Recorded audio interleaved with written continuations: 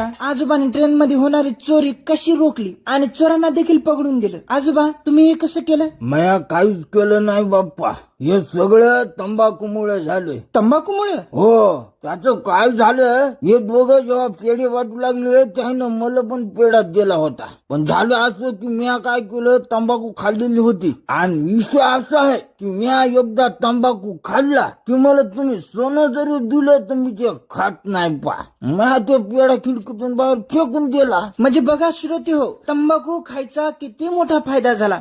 जर का यांनी तंबाखू खाल्ला नसता तर किती मोठी चोरी झाली असती. बरं आजोबा, तुम्ही हे सगळं कसं केलं, थोडं लोकांना सांगाल का? हा. तर मी जेव्हा झोपूतून उठलो तेव्हा म्या पाहिलं, म्या शेजारचं ते लहान लेकरू होतं ते पण झोपलेलं होतं. म्या म्हणलं, माय